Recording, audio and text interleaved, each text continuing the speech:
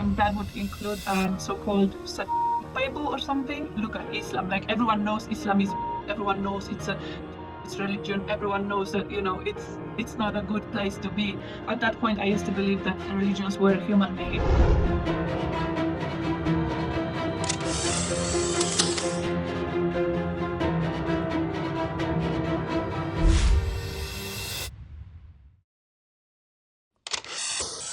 So when I was a child, obviously, I used to believe in God and everything just made sense to me. But the more I grew and the more I witnessed, especially the religious people and how they treat others and how they treated me sometimes, the priests, the teachers, and when I started observing these behaviors and when I started learning more about Christianity and like the Catholic Church, the less I wanted to be part of it. And I just slowly distanced myself from it. I wasn't sure if I believe in God, but I knew I definitely don't believe in the church I was born in. I started questioning my beliefs first when I was still a kid, something I could observe amongst people who were teaching me that religion. So they were preaching, but they were not living it. It always made me think, what is causing the difference and why are things like this happening? The main thing that bothered me as a kid was that I was a very curious child and I wanted to know things. I always asked things, oh, why is it like that? Why did it happen like this? Why God did this? Why Jesus did that? Instead of answers, usually what I would hear was, don't ask the questions, just believe.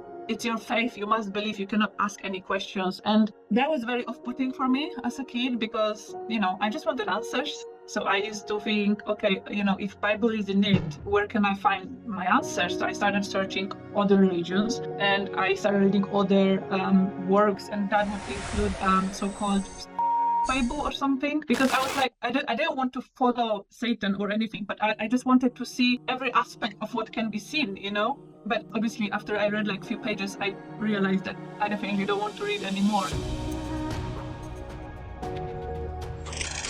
But the weird thing, and it's somewhat sad, is that even though I considered myself open-minded and tolerant, and even though I did reach out to read Bible, I drew the line on Islam.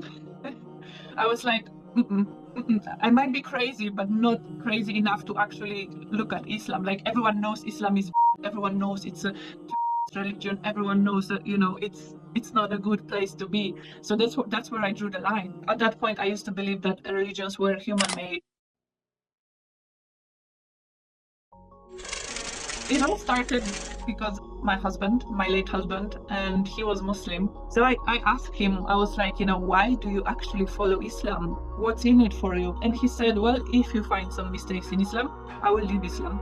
I started reading the Quran first online, and then when I was out, I found some brothers giving away free Quran. I started asking him, why is it like this? This doesn't make sense. This is wrong. This is not okay. This is not fair.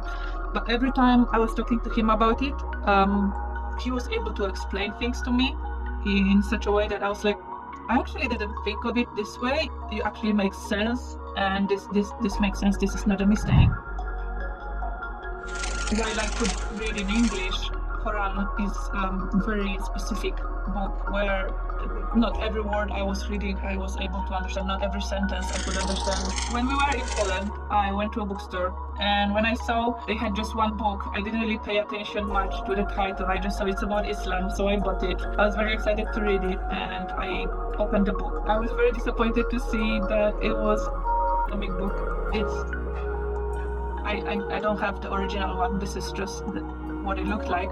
But I still decided to read it because in my head I thought I've learned about Islam from my husband, and I've learned about Islam from the internet and from some scholars. I did my research from like Muslim perspective, so it wouldn't hurt me to see it from the opposite side, from people who dislike Islam. Let's see what they have to say. Maybe they have something new to add. Maybe they have something I've missed.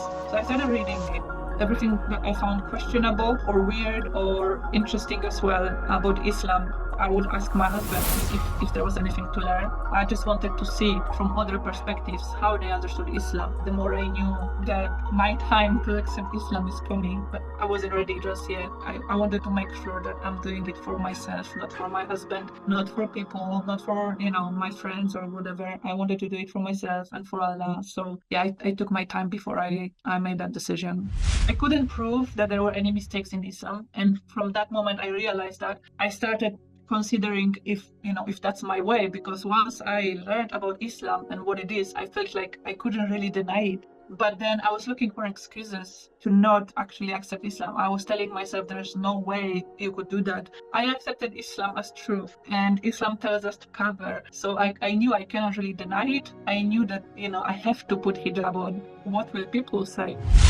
I was a bit of an outsider all my life anyways, so I realized, why do I worry? It doesn't matter, because the truth is that, I believe in Allah. In my heart, I already knew that, even though I'm not speaking it aloud, in my heart, I knew that I'm already Muslim. I just have to admit it to myself and then to others, and that was the biggest difficulty of it, really. But once I realized that other people don't really matter in that particular aspect, it was very, very easy for me to just do what I needed to do and accept it. When I was a kid, I was told to not ask any questions and just blindly follow, the church and what they teach. When I started learning about Islam, I learned that with Islam it's the opposite. Islam says, keep asking questions, keep educating yourself. Do not follow things blindly. Do not take them for granted. If someone says something, check the source. I was at peace. I knew I'm doing the right thing, but I was a little bit shocked and overwhelmed as well, because I was always quite a rebellious kind of girl. I woke up and I was like, it's time, there's no more excuses. I felt super confident and I was like, okay, I want to say my Syahadat today. I also told my mom that, Mom, I started learning about Islam and it actually isn't as bad as they say, and it actually makes more sense than you can imagine. And my mom was still quite scared of that. She was like, you probably become Muslim one day. And I was like, don't worry about it, there's no way. But then a few months later, I accepted Islam and literally nothing happened. I would love to move to a Muslim country one day. That would be the goal. At the moment, it's not possible. But inshallah, one day I would love to move to a Muslim country just to experience the life. And, for my son's sake as well, I would love him to grow up in a Muslim country, inshallah. If you don't have to cook much, then you get more time to spend on what's important, and you get more time to pray, you get more time to read Quran and to study about Islam. And so I found that, you definitely should try your best to, increase your practices. For me, it really varies. Sometimes I try to pray extra. Sometimes I try to read more Quran. It really depends on how much you can really do is possible for you. But yes, reading Quran, praying extra, listening to Quran as well, it helps, definitely helps. Learning new prayers, probably.